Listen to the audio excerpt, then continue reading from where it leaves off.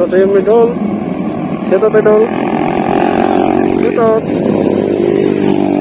Sana all.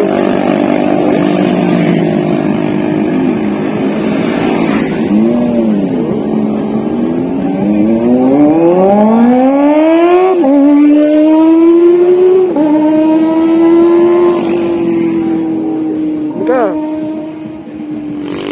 Shoutout nila.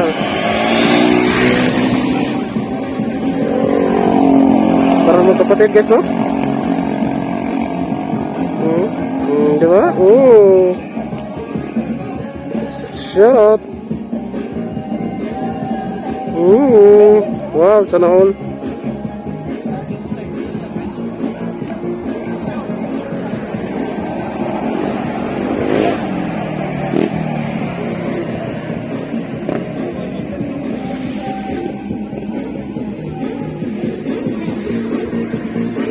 Jason TV.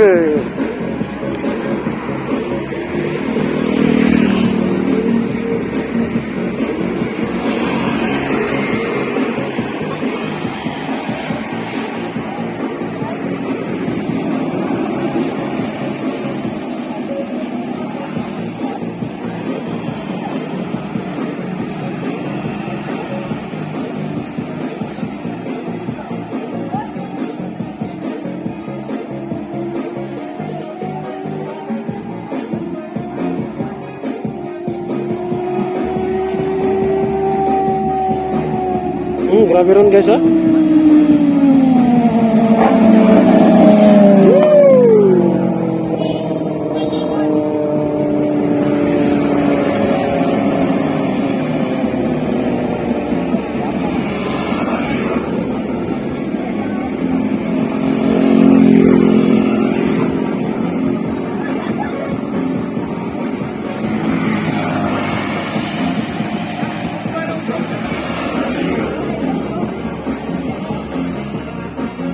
Sana all guys, na?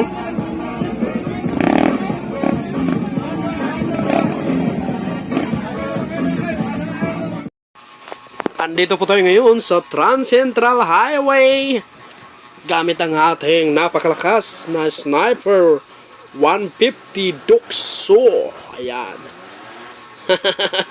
Napakagandang drive-an guys, no? Napaka-smooth. Masarap pang banking. Paikot-ikot lang dito sa Trans Central Highway. Ayan, kung saan nai-encounter natin yung malalaking motor. Yung brr brr brr brr. Ganun yung lakas ng tunog ng ano nila guys, no? Pag bumubomba sila. Nako, ibang klase talaga. Kaya ako nalilito dahil sa dami ng dumadaan dito guys. Nalilito ako sa pagpili kung saan yung aking gustong motor. Gustong-gusto ko yung mga motor na ganun. Ang lakas ng mga tunog guys, no? Gustong-gusto ko yung mga ganun. Naku, kailan pa kaya, no? Pero as of now, napakaganda ng ating motor guys, no? Ito yung ginagamit natin araw-araw sa ating work, sa ating paglilibod-libod dito sa Cebu. Ayan, napakaganda talaga. Ayan, kaya sa lahat ng gustong sumabay sa akin, nako, ayan, siguro pag makikita nyo ako guys, sabihan nyo lang ako guys, bibigyan ko kayo ng sticker. Ayan, na nakalagay Jason TV. Ayan, napakaganda talaga. Ang lakas-lakas na natakbo ng ano ko guys, no? Ng motor ko guys, no? Nasa 120 na guys, pero ayan, parang chill-chill pa rin tayo. Tingin-tingin na tayo, baka may makita tayong kakaiba.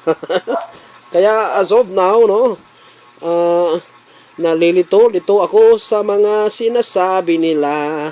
Kasi yung sabi nila, napakarami daw ng mamitikay, no, mamimicture dito sa Trans Central guys. Wala pa akong na-encounter kahit isa. Nako, kailan kaya? Ayan, nako, sana naman mapitikan tayo, no, kahit saglit lang. Alright, sana naman. Napakaganda talaga guys. Kaya sa mga may motor dyan, subukan nyo rin pumunta dito sa Trans Central Highway. Nako, hindi kayo magsisisi. Napakaganda ng daan. Paliko-liko guys, no? Pababa at pataas. Ayan, siguro mga ilang bundok din yung ano, no, lalampasin natin para tayo makarating sa gusto natin paparoon, ano. Itong Trans Central Highway kasi guys, ito yung nagko-connect sa Cebu City at saka sa Balamban. Nako, kaya dito natin makikita at mawi-witness ang lahat ng mga riders. Okay, yung iba round south at yung iba din round north. Ayan, pero ang kadalasan nilang dinadaanan talaga pa-uwi ay ang Trans Central Highway na kung saan ito yung ating tinatakbuhan ngayon. Kaya napakasaya dito guys, napakahangin, ako napaka-fresh ng hangin dito. Parang makakalimutan mong nasa lungsod ka nakatira, no? Parang gusto mong wag na lang pumunta sa lungsod, no? Dito na lang magstay. Pero kailangan natin pumunta sa lungsod kasi andon yung work natin.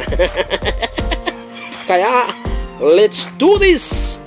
Ayan, kita-kits tayo guys. Ayan, pero bago ang lahat, sa hindi nakasubscribe, please subscribe and hit the notification bell para updated kayo sa susunod pa nating mga videos. I love you all and this is it. Kala nyo, no, tatapusin na? Hindi pa tayo tapos eh. Ayan, malapit-lapit na din tayo, no? Malapit-lapit na din tayo sa yung tinatawag nilang lugar kung saan napakaraming mamitikay, no? Napakaraming mamitikay daw na kahit isang saglit lang, pwede ka nang pitikan ng 10. Ano kayang klaseng pitik yung sabi nila, no? Yung pitik ba na pitikan yung tainga mo? Or yung pitik ng puso mo? O kaya pitik ng kamera. Ayan, sabi nga nila, marami daw ang nagpapapicture sa kanila dito. At alam nyo ba guys, dito sa Trans Central Highway, may mga makikita kayong mga motovlogger din, katulad ni Jet Li, Ash Motovlog. Sino pa ba yung iba? Nako, hindi ko alam yung iba eh. Siguro kita-kits na lang, no? Kung makikita ko man din sila dito. Ang importante ay ang napakamahalaga. Kaya see you there.